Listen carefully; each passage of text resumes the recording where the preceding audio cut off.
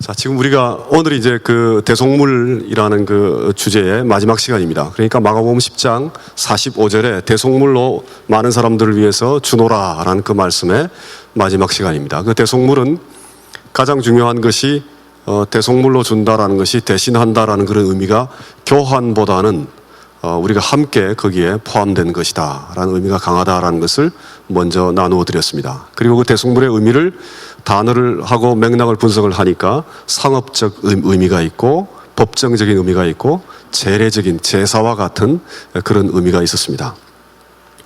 그래서 상업적 의미는 그 돈을 주고받는 그런 그 대속물의 의미이기 때문에 재화의 정확한 교환이 이루어진다라고 볼 수 있습니다. 그래서 성경에 예수께서 피로 사셨다라는 그런 표현들이 상당히 많이 나옴에도 불구하고 제한적으로 그 의미를 사용하는 것이 좋겠다라는 그런 제안을 드렸습니다. 피로 샀다라는 것이 굉장히 한계가 많은 표현이기 때문에 그렇습니다. 비록 성경에 그런 표현이 많이 나오더라도 그래서 상업적인 그런 그 대속물이라는 것은 상당히 제한적이고 메타포리컬하다, 은유적이다 이렇게 볼 수 있습니다. 재화가 백과 백이 교환되는 것보다는 훨씬 더 심각하고 훨씬 더 많은 일이 일어났죠. 왜냐하면 죽음이 발생했기 때문에. 그래서 장사할 때 일어나는 그런 그 메타포는 이해하긴 쉽지만 그리스도의 십자가를 올바로 표현하는 데는 대단히 한계가 많다 그런 말씀을 드렸습니다. 두 번째 이제 법정적인 그 대속물의 의미를 우리 세 가지로 법정적인 것 가운데 심판, 용서, 의 지난 시간에 의를 같이 다루었습니다. 그래서 법정적인 예를 들어서 죄를 지었다라고 할 경우에 그 우리 죄를 위해 예수께서 대신 십자가에서 돌아가셨다라는 것 그것이 어떤 의미인가? 첫째는 대신 심판을 받았다라고 생각할 수 있고 둘째는 우리를 용서하신 것이다. 그래서 용서한 것이다라고 얘기할 때는 그 자체가 이미 벌써 우리를 대신하신 것입니다. 그래서 용서와 심판은 서로 좀 반대되는 그런 개념을 가지고 있습니다. 그런데 성경에서는 그리스도의 십자가의 죽음과 더불어 용서, 심판 계속 같이 설명하고 있습니다. 용서와 심판을 같이 설명하고 있습니다. 그래서 우리가 이해하기 쉽다라는 것, 우리가 이해해야만 한다라는 사실을 가지고 그리스도의 죽음을 해석을 하게 되면 우리는 용서냐 심판이냐 둘 가운데 하나를 선택해야 됩니다. 그런데 말씀은 신비롭게도 그리스도의 죽음은 심판에 가까운 그런 측면이 있고 또한 동시에 용서이다라는 것이 같이 성경에 등장합니다. 그래서 이건 역설이자 신비일 수밖에 없다 그런 말씀을 나눠드렸습니다. 그리고 지난주에 굉장히 중요한 내용을 했는데 의가 우리에게 들어온다라는 그런 말씀입니다. 이 부분에 관해서는 사실은 그렇게 많이 지금 다루어지고 있지는 않습니다. 많이 주목을 하고 있지 않습니다. 왜 그런 거 하니 심판을 한다라는 것은 의를 세운다라는 것과 유사하다라고 생각하기 때문에 그렇습니다.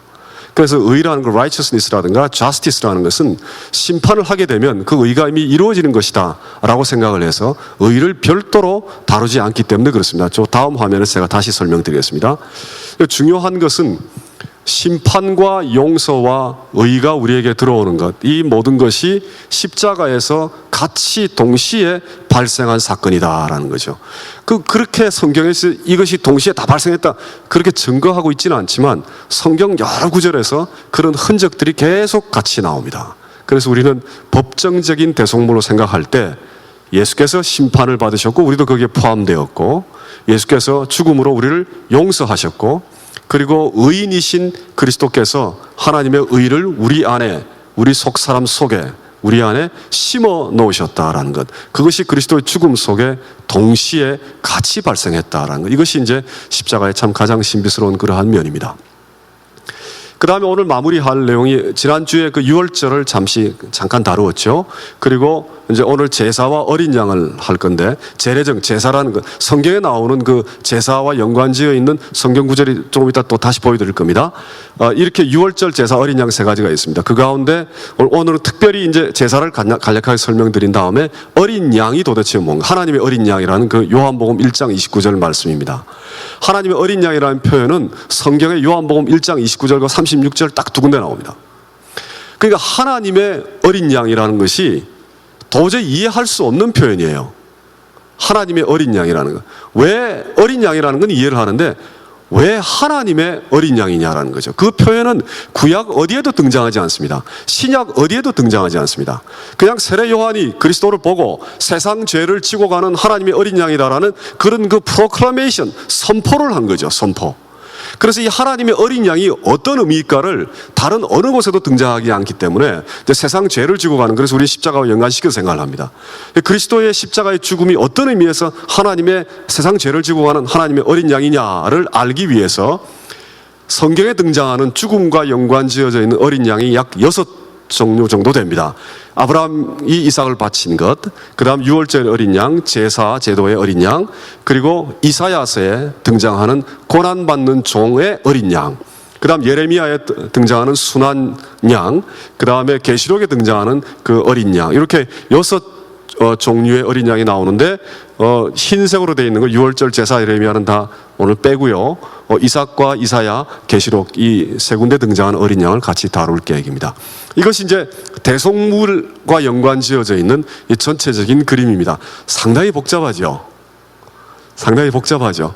그래서 중요한 것은 대속문이라는 이 짧은 단어가 성경의 구약과 신구약을 다 같이 연결지어서 살펴보게 되면 굉장히 복잡한 의미들을 같이 가지고 있다는 것을 꼭 이해하셨으면 좋겠습니다. 그게 단순한 그런 표현이 절대 아닙니다. 심판과 의를 보통 우리가 심판 때문에 의가 발생한 거다 이렇게 이제 생각하는 경우가 많습니다. 그런데 자세히 보시면 심판이라는 것은 이제 죄를 심판했고 정의가 세워진 겁니다. 다시 말해서 하나님께서 인간의 죄를 심판했다고 해서 우리가 의인이 되는 것이 아니죠. 우리는 그냥 심판받은 겁니다. 그러니까 하나님의 의와 우리 인간의 의가 만날 수 있는 그런 길이 없습니다. 그래서 제가 우주적인 간격이라고 표현했습니다. 하나님의 의와 인간의 의가 만날 수 있는 방법. 인간의 의가 누더기와 같기 때문에. 그래서 구약부터 계속해서 하나님이 안타깝게 우리를 향해 부르짖는 것은 의를 세우기 위한 것이죠. 그 의를 우리 안에 심어놓기를 원하시는 겁니다. 그래서 심판이 해서 의가 세워졌다고 해서 그 의가 우리 안에 들어오는 것은 아닙니다. 그런데 성경의 다른 구절에 보면 이 의가 우리 안에 들어오게 되는 과정을 설명하고 있습니다. 그래서 선포하고 있습니다. 의로운 그리스도께서 십자가의 죽음으로 말미암아 우리를 죄의 지배에서 의의 지배로 옮겨 놓으셨습니다. 그리고 우리가 마침내 하나님의 의가 된다. 이렇게 로마서와 고린도후서는 선포를 하고 있습니다. 우리가 하나님의 의가 된다. 이제 그것이 어떻게 가능한가에 대해서 우리가 계속 지금 그 최후의 만찬에서부터 받으라 내 몸이다 내 피다라는 거기서부터 계속해서 일관되게 지금 강조해오는 밑그림이 하나 있습니다. 예수께서 우리 안에 들어오신다라는 거죠.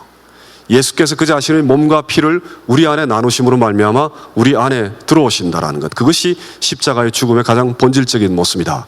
예수께서 그렇게 선포하고 계시기 때문에. 그래서 그리스도가 안에 들어온다라는 그 성경의 선포로 인해 하나님의 의가 우리에게 심어진다라고 우리가 연결지어서 생각할 수 있습니다. 그래서 의가 우리 안에 들어와야만 우리가 비로소 의로운 자가 되는 거죠. 로마서 전체의 주제입니다. 우리 안에 의를 만들어낼 방법이 없습니다. 우리 스스로 의를 만들어낼 수 있는 방법이 없습니다. 우리의 죄를 심판하고 용서하신 그 하나님의 독생자 아들의 의가 우리 속에, 물론 믿음을 통해 우리 속에 성령의 은혜로 우리 안에 들어오게 됩니다. 그래서 마침내 하나님의 의와 우리의 의가 만나게 되는 것, 이것이 이제 법정적인 의미, 이게 전부 십자가에 관한 얘기입니다. 성경 구절 이미 우리가 다 다루었습니다. 성경 속에 그리스도의 십자가와 이 심판, 십자가와 용서, 십자가와 의에 대해 아주 치열하게 설명을 하고 있습니다. 그래서 심판이라는 것을 통해 의를 세우는 것과 하나님의 의가 우리 안에 들어와 우리가 하나님의 의가 된다는 것은 구분 지어져야 하는 그러한 두 개의 그 사건인데, 그것이 십자가에서 동시적으로 발생했다 이렇게 볼 수 있습니다. 여기서 중요한 것은 우리가 지난 시간에 하나님의 의에 대해서 다루었죠. 구약에 보면은 하나님의 의가 상당히 절대적인 의입니다. 함부로 흔들리지 아니하는 의입니다. 이 절대적인 의에 대해 요즘 현대인들은 별로 좋아하지 않습니다. 요즘 현대인들은 하나님이 절대적이다라는 걸 싫어해요. 하나님이 좀 더 인간적이었으면 좋겠다라는 걸 더 좋아합니다. 그런데 인간이 워낙 가변적이기 때문에 변치 아니하는 가장 약한 자에게까지 정확하게 그 의를 세우고 실현하시는 그 하나님의 의가 정말 간절히 필요합니다. 우리가 살다 보면 그것을 점점 더 깨닫게 됩니다. 그래서 절대적인 의, 그 법정에서도 악이 이루어지는 그런 그 인간 세상 속에 정말로 우리가 간절히 원하는 것, 그것은 하나님의 의가 이 땅에 세워지는 것, 변치 아니하는 의가 세워지는 것, 그것입니다. 그리고 이제 영원한 의. 그런데 그리고 이 의는 십자가의 죽음을 통해서만 볼 때 심판과 용서가 그 속에 같이 계시는 의로움입니다. 그래서 구약도 보면 하나님의 자비가 선포될 때 하나님의 심판이 같이 선포됩니다. 하나님의 심판의 경고가 무섭게 떨어질 때 그 속에 용서가 항상 같이 도사리고 있습니다. 그래서 심판과 용서를 함께 품고 있는 의이기 때문에 우리가 비록 성경에 나오는 단어 righteousness라는 표현을 법정적인 용어로 사용하고 있지만 그런 단어는 이 땅에서는 사실 그 살펴볼 수 있는 그런 단어들이 못 됩니다. 그래서 계속해서 제가 강조해서 얘기하는 것은 성경이 사용하고 있는 그 언어가 갖고 있는 독특함입니다. 그 언어를 우리가 사용하고 있는 언어와 동일시했을 때는 제일 중요한 문제가 대속이었죠. 대속. 우리가 생각하는 그런 개념과 언어와 똑같이 놨을 때는 성경이 표현하고자 하는, 성경이 선포하고자 하는 그 깊은 하나님의 고유함을 상실하게 됩니다. 이것이 현대신학이 정말 주목해야 되는 아주 중요한 점입니다. 현대신학이 그것을 자꾸 놓칩니다. 자꾸 인간의 지평으로 내려옵니다. 인간의 차원으로 자꾸 내려와서 철학의 해석학의 발달함으로 말미암아 인간의 언어를 분석하고 인간의 문화를 분석하고 인간의 상황을 분석하고 인간으로 자꾸 내려옵니다. 그리고 그걸 싫어하는 분들은 예전 것을 그냥 고집해요. 자꾸 예전에 우리가 이랬으니까, 예전에 켈빈이 이렇게 얘기했으니까 우리가 그대로 믿고 따라야지, 왜 자꾸 그렇게 하느냐, 예전 것을 고집하게만 합니다. 그런데 그 사이에 정말 중요한 것은 하나님의 그 성경 속에 등장하는 그 여러 가지 개념들과 용어와 선포들이 인간이 사용하는 선포와 인간이 사용하는 용어와 개념들이 결코 다 표현해낼 수 없다는 것을 논리적이고 체계적으로 설명하고 나눌 수 있어야 됩니다. 그래야지 우리가 이해하는 하나님을 새롭게 다시 바라볼 수 있게 되는 거죠. 그래서 제가 지금 무조건적인 그런 이데올로기를 지금 얘기하고 있는 것이 아닙니다. 우리가 믿는 신앙을 우리가 그대로 그 신앙 자체를 숭배하자는 그런 얘기가 아닙니다. 우리의 신앙 속에 있는 하나님의 의에 대해 다시 새롭게 해석을 하자, 그런 뜻이죠. 하나님의 의의 결정적인 차이는, 우리의 의와 결정적인 차이는 물론 절대적이고 영원하다라는 것은 옛날부터 우리가 이해해온 그런 면입니다. 심판과 용서가 그 속에 같이 있는 아주 특이한 의다라는 것과 그 다음에 가장 심각한 차이는 이 의는 우리에게 찾아오시는 의라는 겁니다. 우리에게 찾아오시는 의.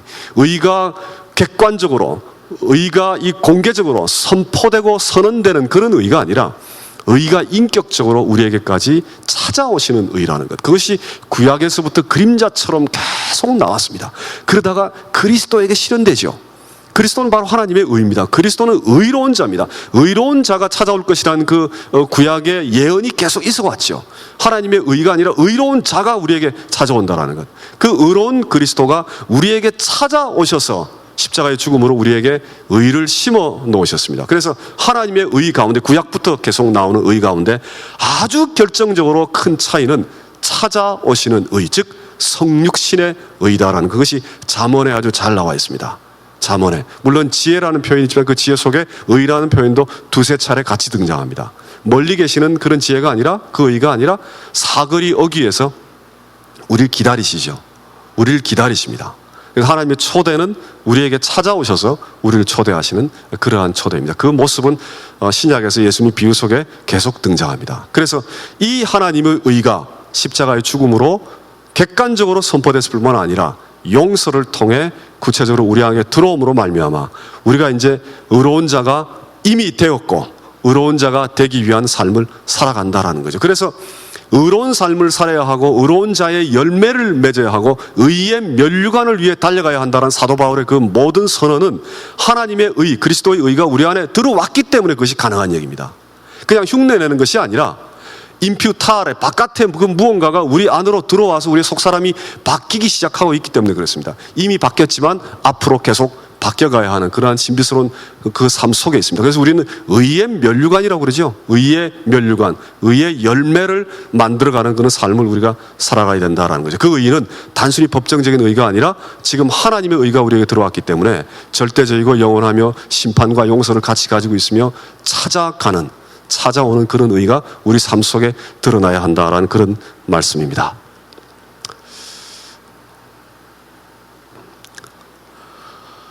이미 벌써 다 지나서 이제 다음 주면 끝입니다만은 처음부터 이렇게 좀 제가 앞에 가서 이렇게 대화도 나누고 이렇게 했으면 참 좋았을 텐데 수요 예배이기 때문에 그렇게 하지 못하고 그냥 좀 경직되게 진행된 것 같아서 너무 안타깝습니다. 질문도 좀 받고 이렇게, 왜냐하면 제가 만드는 자료라든가 이런 것들은 굉장히 내용이 좀 어려워서 사실 서로 토론을 하지 아니하면 이해하기 어려운 그런 부분들이 참 많이 있습니다. 그래서 그걸 전제로 만들어 놨는데 수요 예배라는 이 예배 형식 속에 강의를 하다 보니까 그런 어려운 점들이 좀 있었습니다. 어쨌든 뭐 혹시 의문 나는 거 있으면은 질문하셔도 좋을 것 같습니다. 여기 보시면 이제는 그 법정적인 의미는 이제 끝났습니다. 대속물 가운데 법정적인 거는 끝났고 이제는 제사에 관해서 이제 얘기를 합니다. 제사에 관해서 성경적인 근거가 이렇게 많이 있었습니다. 유월절 이게 있었고 그리스도의 죽음과 연관지어서 그 다음에 향기로운 제물과 희생물로 또 피로 들어간다. 핏부림, 또 흠없고 점없는 어린 양, 이렇게 해서 우리가 유월절의 양, 또 구약의 제사제도, 하나님의 어린 양, 이렇게 세 가지로 요약을 했었습니다. 그래서 지난주에 유월절을 다뤘었죠. 유월절이 이제 그리스도의 십자가와 우리가 아주 쉽게 연결해 버립니다. 그리스도의 죽음은 유월절이구나, 이렇게. 그런데 말씀드린 대로 그 딱 성경에 한 구절밖에 없습니다. 그리스도의 죽음을 유월절로 연결지어서 설명하고 있는 것은. 그리고 유월절이 갖고 있는 본질적인 그 한계가 있습니다. 그 한계가 타인의 죄와 악으로부터의 구원입니다. 이스라엘 백성들의 자기들의 죄에 관한 것이 아닙니다. 그 자기네들을 압박하던 하나의 그 악의 세력, 그 바로 왕, 또 그 이집트의 세력에 대한 그런 것입니다. 또 이 사건은 굉장히 배타적인 사건입니다. 그리고 민족적인 사건입니다. 쉽게 얘기해서 저런 역사를 가지고 있는 이집트인들이 과연 기독교인이 될 수 있을까, 뭐 이런 걱정이 될 정도로, 물론 이집트에는 많은 기독교인들이 있습니다. 그래서 이제 유월절을, 그리스도의 십자가를 해석하기 위해 유월절을 그대로 덧입혀서는 곤란하고 유월절의 사건을 재해석해야 됩니다. 그래서 첫 번째 보면은 바로 왕의 악은 인류 전체의 악이다. 하나의 악의 세력이다. 이렇게 이제 우리가 재해석할 수 있습니다. 그래서 그리스도의 죽음은 유월절처럼 인간이 갖고 있는 그런 인류의 악으로부터 구원이다. 이렇게 이해할 수 있습니다. 두 번째는 조금 어려운 얘기이긴 합니다만은, 우리가 받아들이기 어려운 얘기이긴 합니다만은, 하나님께서 이스라엘 백성을 향해 너희들은 나의 장자다, 이런 말씀을 하셨습니다. 모세를 보내기 전에 이스라엘 백성은 나의 장자다, 나의 맏아들이다. 그리고 이집트의 맏아들과 바꿀 것이다, 이런 말씀을 하셨습니다. 그래서 장자를 죽인 사건 속에는 장자와 장자끼리의 교환되고 있는 그 모습이 등장합니다. 그래서 하나님의 외아들이신 그리스도의 죽음과 무언가 맞닿아 있는 듯한 그런 인상을 가집니다. 우리가 바로 연결시키기는 어렵지만, 그런데 세 번째 제일 중요한 그런 그 재해석은 죽음과 생명의 교환, 즉 구원이 일어났다라는 거죠. 그래서 죽어야 할 사람들이 죽지 아니하고 죽음이 건너감으로 말미암아 생명을 그대로 얻게 됐다라는 것, 즉 구원이 일어났다라는 것과 유월절 사건이 십자가에 가장 잘 연결되는 그러한 내용입니다. 역시 그래서 제한적으로 유월절 사건을 십자가의 의미를 이해하는데 제한적으로 사용할 수 있다, 이렇게 생각할 수 있습니다. 유월절은 참 우리에게 굉장히 챌린지, 도전이 되는 그런 사건입니다. 이스라엘 백성들이 아무리 구약의 모든 그 사건 가운데 가장 자기 민족의 핵심적인 그런 사건으로 생각한다 할지라도, 또 우리가 출애굽 사건 전체를 하나의 구원과 해방과 연결지어서 이해를 하고, 또 그것이 우리 기독교인들 사이에서도 굉장히 중요한 하나의 핵심적인 사건이라고 볼 수 있다 할지라도 굉장히 어려운 그런 내용입니다. 내용 자체가 하나님이 장자들을 다 하룻밤에 죽였다라는 사건이 갖고 있는 그런 폭력적인 그런 면 때문에 굉장히 이해하기 어려운 부분들이 분명히 있습니다. 그 다음에 제사를 보면 제사 제도의 한계는 제가 지난주에도 말씀을 다 드렸습니다. 여러 가지 측면에서 제사 제도가 한계가 있습니다. 그리고 제가 있었던 그 남태평양의 그 닭들과 돼지를 바치는 그런 풍습들, 그래서 그걸 바로 연결 지어 가지고 예수 그리스도를 바로 돼지다 이렇게 이해하는 것이 과연 그 옳은 표현인가, 옳은 방법인가라는 그런 문제들. 왜 그런고 하니 이 물질성을 갖고 있어요. 그 미가서도 6장에 보면은 너희 영혼의 죄로 인해 너의 몸의 아들을 죽일 것이냐, 바칠 것이냐, 그런 표현이 나옵니다. 즉 우리 영적이고 우리가 닥친 우리의 죄의 문제, 하나님과 인간의 관계의 그런 총체적인 문제를 물질이라는, 즉 동물이라는 그 물질 제사물을 잡아가지고 그걸 바침으로 말미암아 거기에 전가되고 있다라는 거예요. 그러니까 타자성과 물질성이 갖고 있는 굉장히 그 원시적인 그런 면이 있습니다. 제사 제도 자체가. 따라서 모든 그 풍습 속에는 제사 제도가 다 있죠. 웬만한 그런 민족의 풍습 속에는 제사 제도가 다 있습니다. 제사는 그 인간이 굉장히 원시적인 그런 삶을 누릴 때 행하던 그런 풍습들 가운데 하나입니다. 그리고 제사의 그 제일 큰 원칙은 또 삼자관계라는 거죠.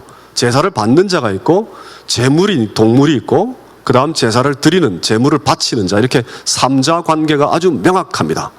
그런데 그리스도의 십자가의 죽음은 그리스도를 받는 하나님이 있고 그리스도가 제물이고 그 그리스도를 바치는 인간이 있고 그런 관계가 아니라는 거죠.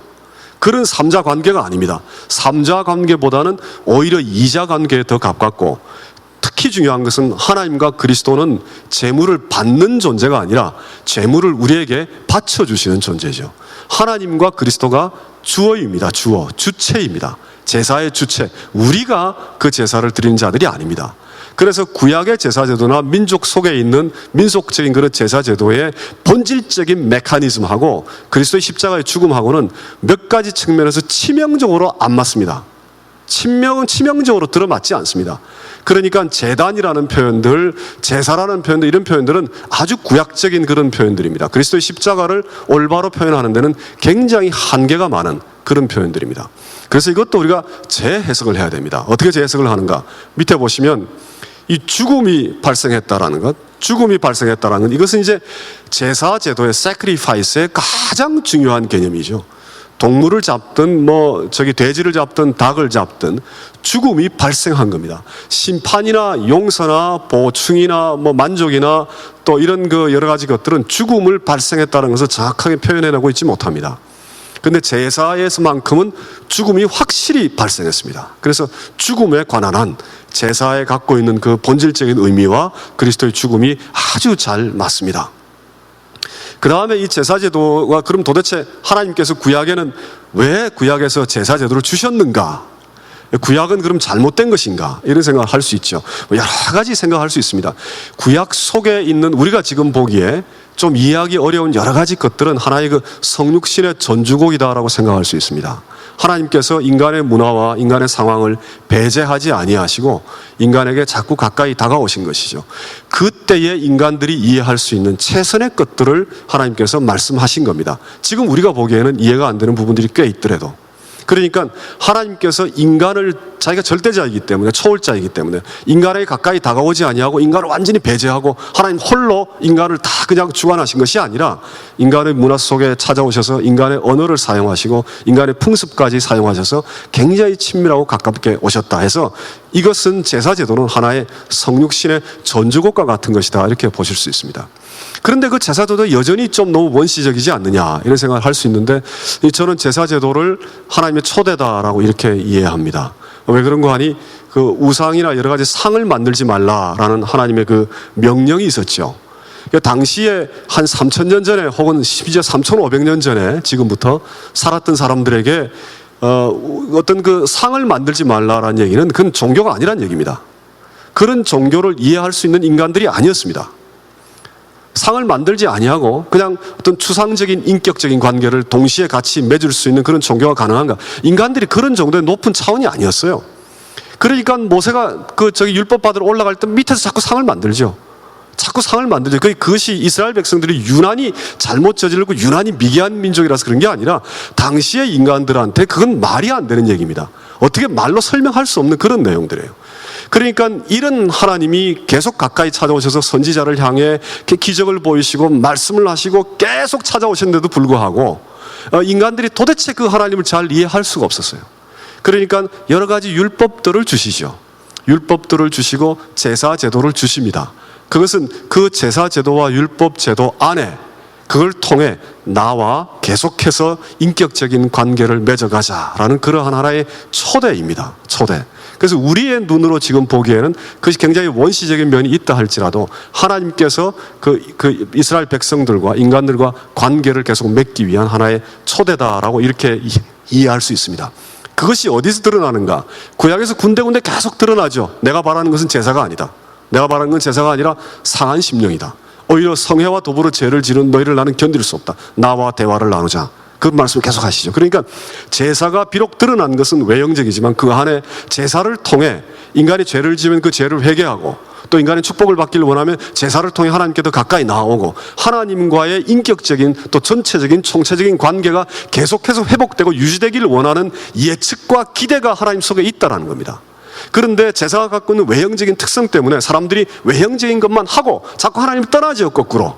그래서 이제 하나님께서 제사를 원하는 것이 아니라 상한 심령을 원한다, 이런 말씀을 하시게 됩니다. 그래서 제사가 갖고 있는, 제사가 그래서 반드시 영적이다는 그런 얘기는 아닙니다. 외형적 하나의 사건을 통해 하나님과 더 영적이고 총체적인 관계로 하나님께서 초대하시는, 즉 지속되는 관계를 예측하고 기대하시는 하나님의 하나의 선물과 같다, 초대와 같다, 이렇게 우리가 해석할 수 있습니다. 그런 측면에서는 그리스도의 죽음이 우리를 향한 초대이다, 이렇게 생각할 수 있죠. 자, 그래서 이제 제사는 넘어가고요. 아브라함과 그 이제 어린 양에 대해서 다루겠습니다. 어린 양의 그 부분을 포함 안 시켰네요. 가만히 보자. 어린 양, 그러니까 하나님의 어린 양이라는 그 요한복음 1장 29절 말씀 또 36절 말씀이 참 이해하기 그런 어려운 그런 말씀입니다. 해석을 할 수 있는 다른 배경이 존재하지 않기 때문에 그렇습니다. 그래서 이제 구약부터 신약 계시록까지 어린 양이 등장하는 구절들을 쭉 살펴보아서 하나님의 어린 양이 어떤 의미일까를 우리가 이제 같이 생각해 보기를 원합니다. 가장 우리가 생각할 수 있는 것이 이제 출애굽기에 나오는, 창세기에 나오는 22장에 나오는 그 아브라함 이삭을 바치라는 하나님의 그 명령이죠. 아브라함이 이삭을 바치게 되는 그런 장면입니다. 그 장면을 그리스도의 십자가의 하나의 그 그림자로 오랫동안 많이 해석해 왔습니다. 그 이유는 아들을 바치기 때문에 그렇죠. 자기 아들을 바치기 때문에. 그래서 굉장히 충격적인 그런 스토리죠. 창세기 22장은 굉장히 충격적인 그런 얘기입니다.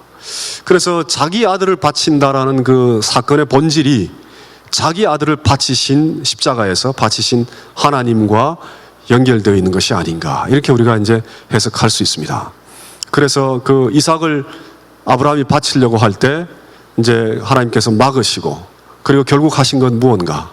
결국 하신 것은 자기 아들을 우리에게 허락하신 것이요. 그래서 만약에 그 연결이 그 옛날부터 또 그리스도의 죽음까지 된다라면 이건 참 놀라운 사건이죠. 물론 이제 그렇게 직접적으로 연결지어서 이해하기에는 조금 어려운 점들이 분명히 있습니다. 왜 그런 거 하니? 다음에 이제 나올 겁니다. 근데 번제 제물로 바친다는 희생제, 제물이다라는 것, 거기에 이제 제사의 어떤 의미가 들어가 있습니다. 그 다음에 그 아버지가, 아브라함이 보여주는 아주 끔찍한 자기 희생이 있습니다. 많은 분들이 이 부분을 놓치는데 3일간 그 아브라함이 걸어갑니다. 이삭을 바치라고 얘기 듣고 난 다음부터 이제 또 그 여정을 쭉 하는 3일 동안 아브라함은 단 한마디로 하지 않습니다. 죽음과 같은 아마 그 길을 걸었을지 모릅니다. 그 3일 동안. 그러니까 예수께서 3일 동안 죽음 속에 있을 때 아버지께서 자기 아들의 죽음 때문에 더 깊은, 죽음보다 더 깊은 그 속에 있었는지도 모릅니다. 3일 동안 아브라함이 이삭을 죽음을 짊어지고 가는 거죠. 자기 눈에는 이삭의 죽음을 보는 겁니다. 죽음을 짊어지고 그 가고 있는 그 아브라함의 그 깊은 침묵이라는 것, 그 속에 얼마나 엄청난 고통이 있을까라는, 그건 뭐 우리가 다 말로 설명할 수 없죠. 그 많은 사람들은 하나님이 안 죽일 거야, 아브라함이 그렇게 생각했으니까 그냥 그렇게 해석하는 분들이 많습니다. 전통적으로 그렇게 많이 해석해 왔습니다. 그러나 아브라함이 그렇게 깊은 침묵 속에 들어갔다는 것은 엄청난 고난 속에 들어갔다라고 우리가 얼마든지 이해할 수 있습니다. 그래서 죽음 같은, 오히려 죽음보다 더 끔찍한 그런 그 3일간의 여정이 있지 않았겠는가. 그 다음에 물론 이삭이 순종한 것처럼 보입니다. 극렬하게 반항한 흔적은 있지 않습니다. 그래서 이삭의 순종도 십자가와 조금 닿은 면이 있지 않는가, 이런 생각을 해봅니다. 그런데 이제 문제는 그 십자가는 아버지와 아들만의 그런 관계인가? 인간은 어디에 있는가? 이삭을 바친 그 아브라함과 그 이삭의 관계만으로 그리스도의 십자가를 이해하기는 참 곤란하죠. 왜냐하면 그리스도의 십자가는 하나님 아버지와 자기 아들의 관계만은 아니기 때문에 그렇습니다. 그 다음에 그 이삭을 바치는 사건의 본질이 뭔지 우리가 참 이해하기 어렵습니다. 하나님께서 그냥 시험했는가? 왜 도대체? 무엇 때문에 그 자기 아들을 바쳐야만 했는가? 믿음을 시험하는 것인가? 그렇다면 그리스도의 십자가가 우리의 믿음을 시험하는 것인가? 그렇지는 않죠. 그래서 그 사건의 본질이 무엇인가에 대해 우리가 정확하게 알고 있지 못합니다. 그 다음 세 번째, 아브라함의 고통과 침묵의 내용에 대해서도 우리가 정확하게 이해하지 못합니다. 그 다음 아들의 역할이라는 것이 그렇게 적극적이지 못합니다. 그런데 그리스도의 십자가의 죽음은 그리스도의 역할이 굉장히 적극적입니다. 그래서 아브라함이 이삭을 바치는 그 사건을 통해 그리스도의 십자가를 해석하는 것도 꽤 많은 한계가 있어 보입니다. 그래서 이렇게 짧게 하고요. 그 다음에 이제 오늘 꼭 다루고자 하는 내용이 바로 이겁니다. 이사야서에 나오는 고난의 종의 문제입니다. 고난의 종, 하나님의 어린 양. 이사야 52장, 53장에 쭉 나오는 그 고난의 종이죠.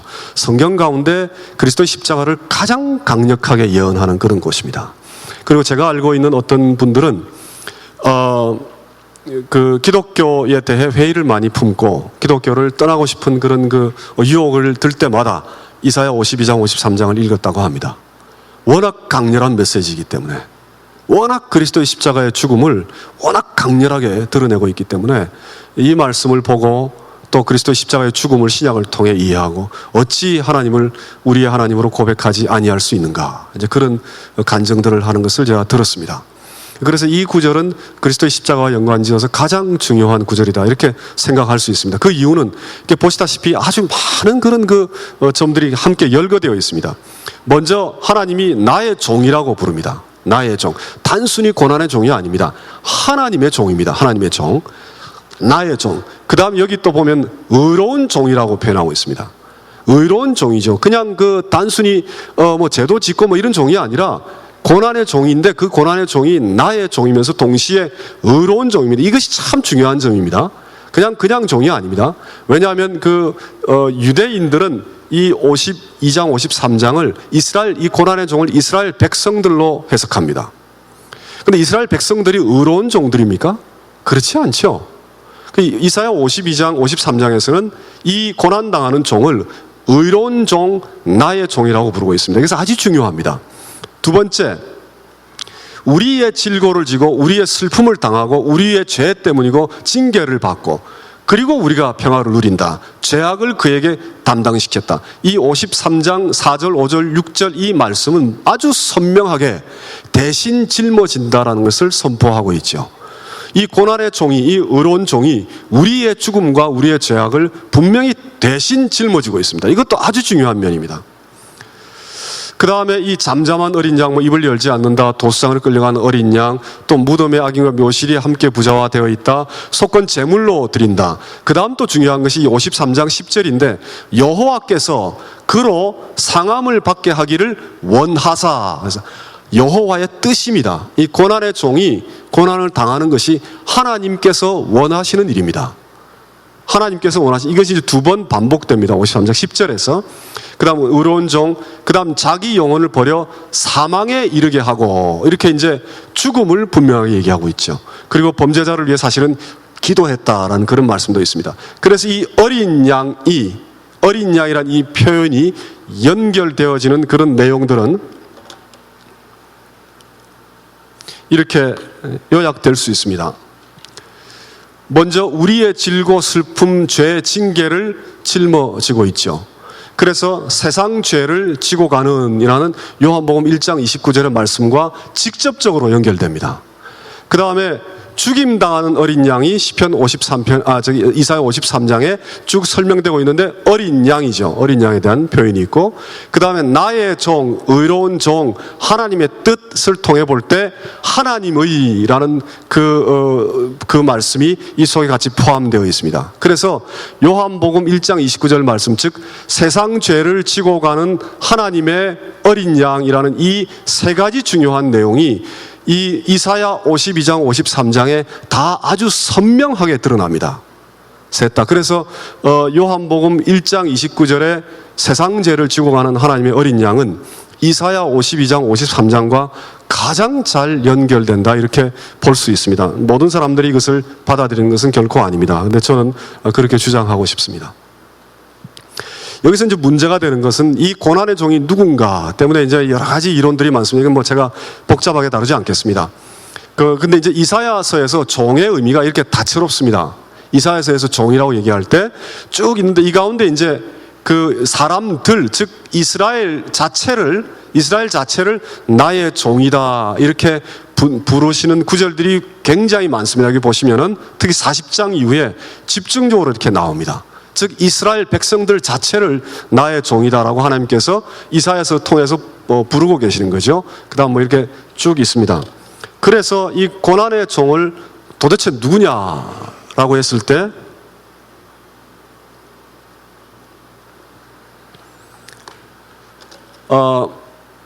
이 집합적인 사람들의 의미로 사용된 경우가 더 많았습니다. 자, 이게 굉장히 중요합니다. 이사야서에 종이라는 단어를 집합적인 여러 사람들을 혹은 이스라엘 백성들을 가리키는 의미로 많이 사용됐기 때문에, 따라서 이사야 52장 53장에 등장하는 고난의 종도 이스라엘 백성들이다, 이렇게 해석해 오는 것이 유대교의 하나의 전통입니다. 그리고 요즘 그 현대 신학자들이 많이 그렇게 해석을 합니다. 거기에 대해서, 그러니까 유대교와 기독교의 여러 차이 가운데 아주 중요한 차이가 바로 이 이사야 52장 53장에 대한 해석입니다. 해석. 이 해석이 아주 상당히 큰 차이를 가져오죠. 이 반론은 52장 53장에 나와 있는 고난의 종이 아주 유일합니다. 같은 종이라는 그 표현을 사용을 하고 있어도 이사야서에 여러 종이 있지만 52장 53장에 나오는 그 종은 아주 독특한 종입니다. 이건 제가 최근에 그 구약학자하고도 토론을 해봤습니다. 세미나에 가서.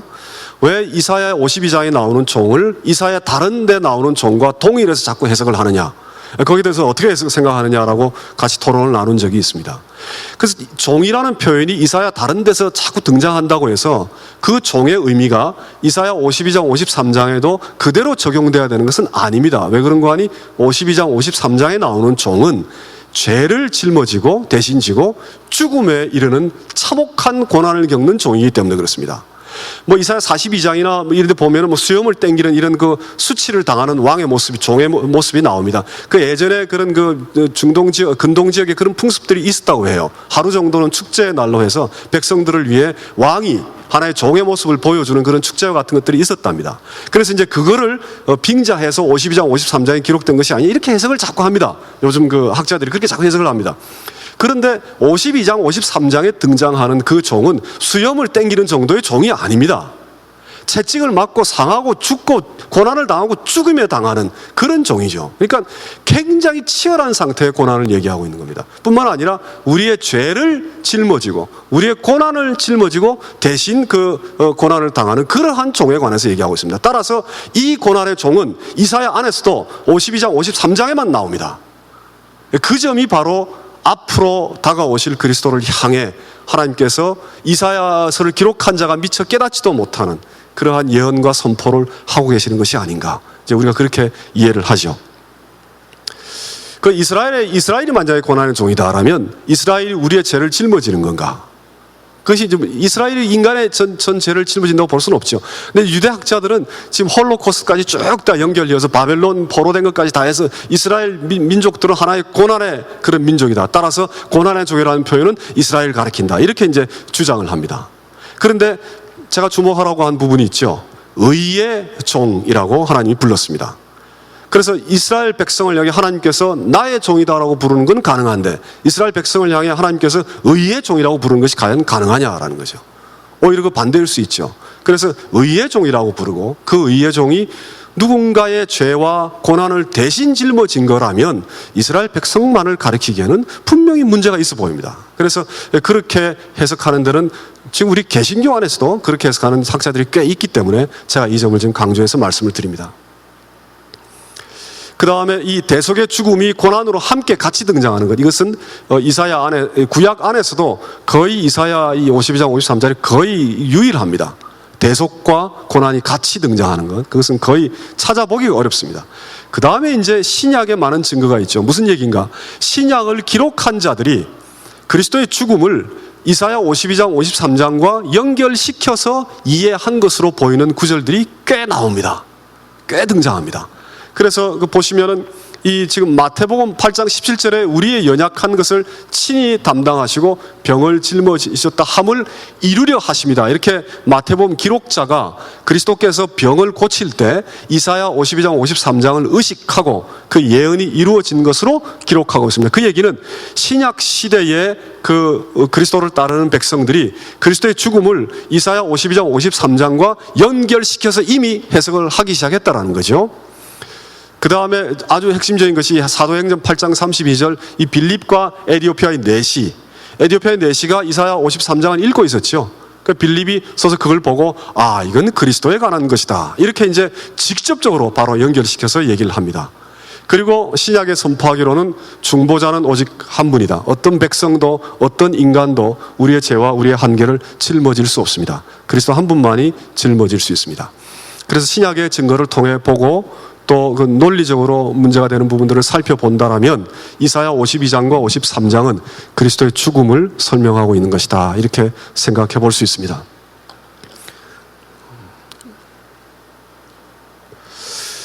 잘 보이십니까? 조금 더 말씀을 드리면 이 저자의 의도를 넘어서서라는 부분인데, 이것도 이제 좀 이 가치를 이해하시려면 현대 해석학의 그런 그 흐름을 좀 이해하셔야 되는데, 어쨌든 성경이 성경을 해석한다라고 해서 신약적인 사건을 구약적인 사건의 배경으로 해석하고 이해하려는 그런 시도들이 꽤 많이 있습니다. 그런데 거기에도 한계가 참 많은 것이, 제가 몇 주 전에 말씀드린 것 같습니다. 도대체 성경적이라는 것이 무엇인가? 성경적이라는 것이 용어를 얘기하는가? 사상을 의미하는가?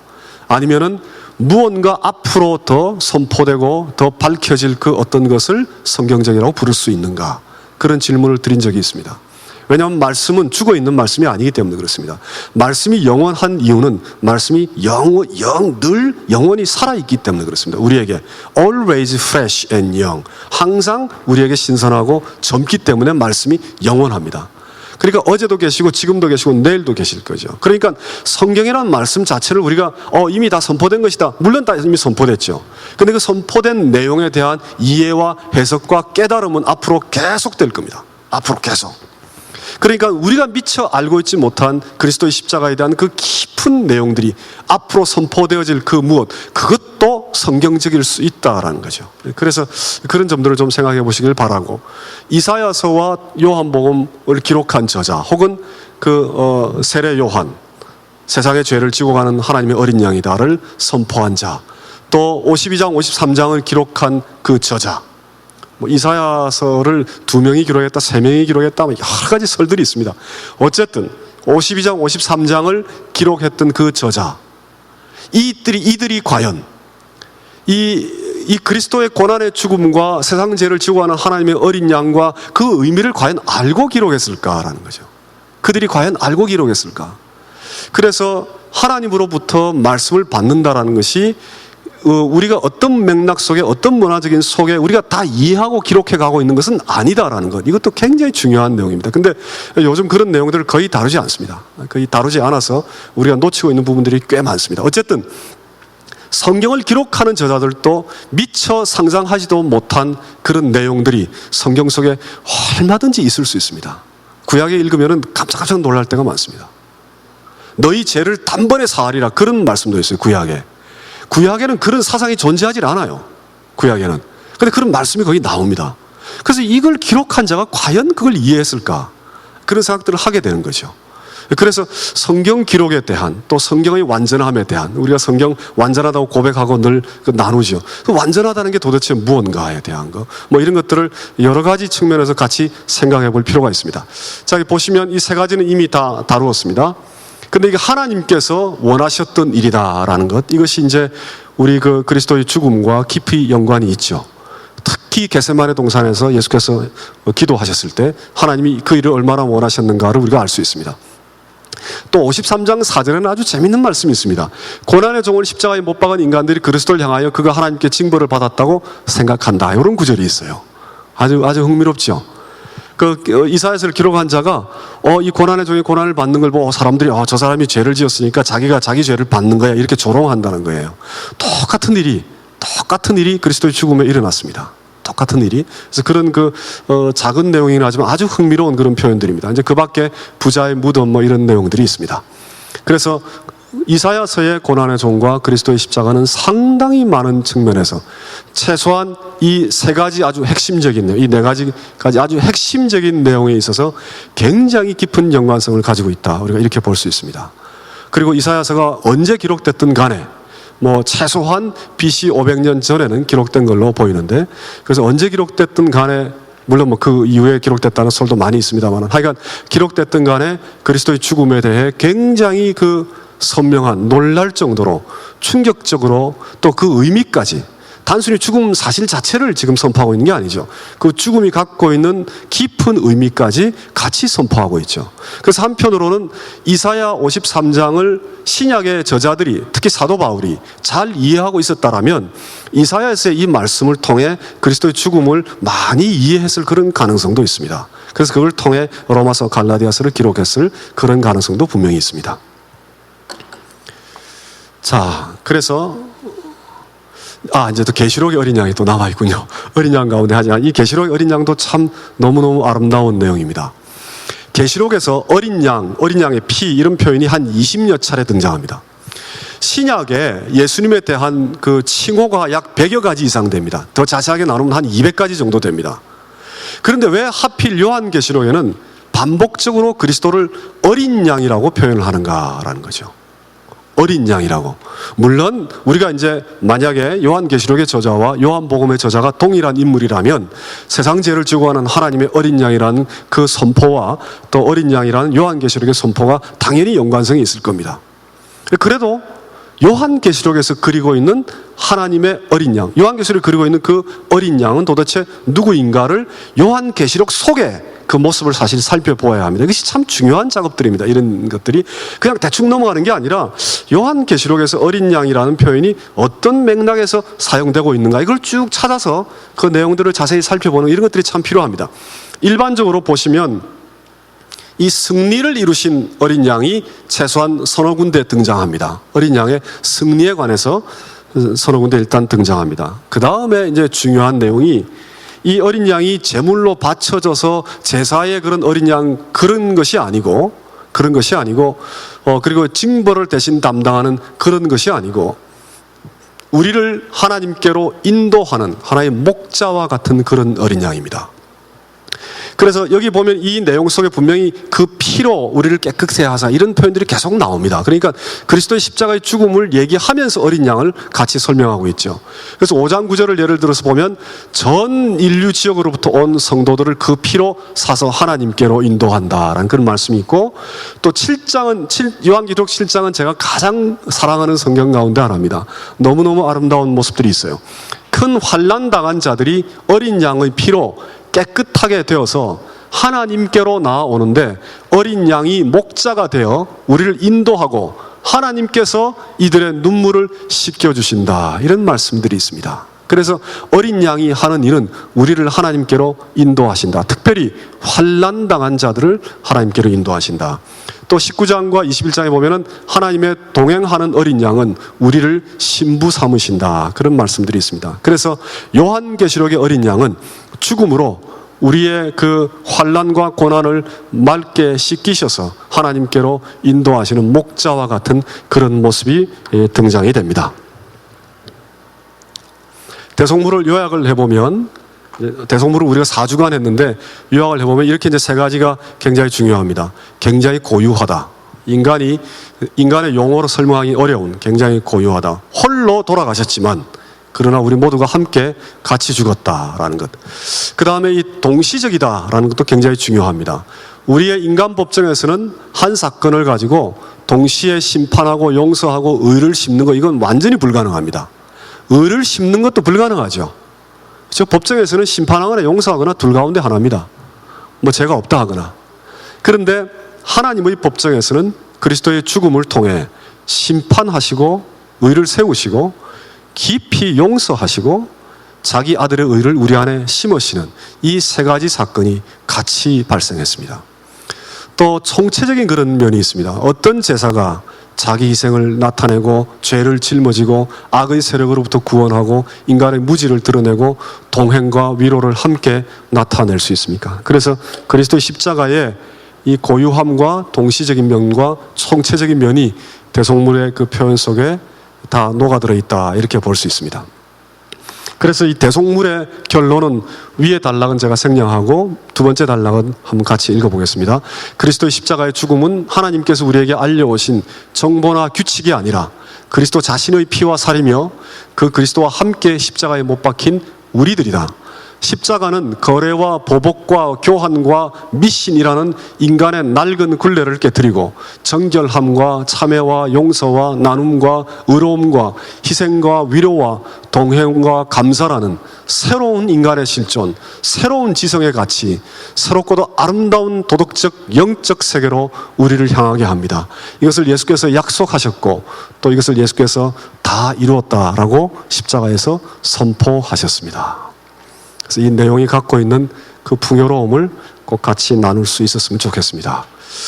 시간이 많이 가긴 했지만 다음 시간에 한 번밖에 안 남았기 때문에 슬라이드 한 2개만 더 하고 마치도록 하겠습니다.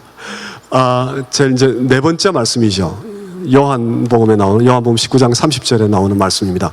다 이루었다라는 그 말씀인데 거기에 대한 배경만 간단하게 좀 설명을 드리겠습니다. 자, 그러니까 이제 세 번째 말씀, 대속물이 이제 거의 정점을 이루는데 그건 이제 끝났습니다. 좀 복잡하긴 했지만, 그래서 지금부터는 네 번째 말씀, 다 이루었다라는 요한복음 19장 30절의 말씀을 이제 다루겠습니다. 이것은 지금까지 우리는 마가복음을 가지고 다루었고, 다섯 번째 말씀도 마가복음에 있는 내용입니다. 근데 이 말씀은 요한복음에 나오기 때문에 접근법 자체가 좀 다릅니다. 요한복음이 워낙 독특하기 때문에. 요한복음은 공간복음과 아주 다르죠. 같이 예수님에 대한 사건의 기록이지만 아주 다릅니다. 시기적으로도 아마도 신약 성경 가운데 가장 마지막에 늦게 기록된 것이 아닐까. 물론 뭐 다른 여러 가지 이론들이 있습니다만은, 그래서 최소한 요한이 죽기 직전에 상당히 말년에 기록한 것으로 그렇게 보입니다. 기록 그 목적이 있는데 그 목적은 공간복음, 그러니까 이 요한복음을 기록한 저자는 이미 그 사도 바울의 서신과 공간복음을 이미 잘 알고 있었을 겁니다. 그것이 참 중요한 포인트입니다. 그러니까 이미 기록돼서 돌고 있는 그런 그 서신들을 이미 다 알고 있었기 때문에 뭔가 좀 부족한 부분이 있다. 뭔가 재해석이 필요하다라는 그 의도를 가지고 그런 그 기록을 한 것으로 보입니다. 그래서 만약에 요한복음의 저자가 그런 명백한 의도를 가지고 기록을 했는데 다 이루었다라는 이 십자가의 선언을 거기에 포함한 것이라면 이건 굉장히 의미 있는 얘기죠. 왜냐하면 공간복음의 저자들이 다 놓치고 있기 때문에. 그래서 놓치고 있는 그 무엇을 반드시 첨가해야만 되겠다라고 생각합니다. 물론 예수께서 말씀하셨다는 우리가 근거로 생각을 하는데 제자들이 이제 그걸 다 기록을 못하니까 요한이 구태의 이 부분을 강조한 것이라면 이것은 굉장히 의미가 있다. 특히 어떤 의미에서 의미가 있는가? 요한복음의 맥락 속에 의미가 있다라는 그런 말씀입니다. 요한복음의 맥락 속에. 왜냐하면 요한복음을 기록한 저자가 그것을 강조하고 있기 때문에 그렇습니다. 요한복음의 주제는 아주 사실 간결합니다. 신학적 목적을 가지고 기록된 겁니다. 예수님이 하나님의 아들이다라는 것, 그것을 증거하기 위해서 기록된 신학서입니다. 신학서. 얼핏 보면 하나의 이 사건들을 기록한 것처럼 보이지만 사실은 그 사건들을 기록한 이유도 예수님은 하나님의 아들이다라는 그것을 신학적으로 선포하기 위해 기록한 것이 바로 요한복음입니다. 그래서 요한복음 제일 끝에 보면은 예수님이 하나님의 아들임을 믿게 하기 위해라는 그런 그 저장 목적까지도 아예 나오죠, 주제가. 그리고 하나님이 독생자다라는 것, 모노게네스라는 것, 독생자라는 사상은 요한복음에만 등장합니다. 다른 데는 등장하지 않습니다. 그리고 요한의 글에만 등장합니다. 요한 1서에도 등장하고요.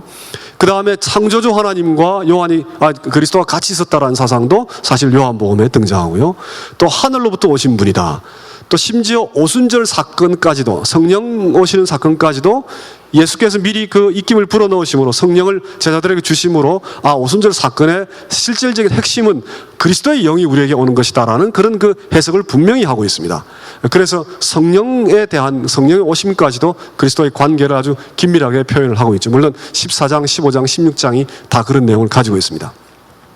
그래서 요한복음은 사실에 대한 기록일 뿐만 아니라 신학적 해석을 가하고 있는 것이다, 이렇게 이제 볼 수 있습니다. 그래서 이제 그걸 근거로 다 이루다라는 의미를 생각해 보면, 이루다라는 것은 끝냈다라는 의미하고는 다릅니다. 그래서 영어 번역보단 한글 번역이 더 좋습니다. finish가 아니고 complete에 가깝습니다. 이루었다. 종결됐다라는 얘기가 아니라 완성했다라는 의미에 가깝습니다. 그 헬라어가 가지고 있는 그런 의미가 거기에 조금 중요한 의미를 가집니다.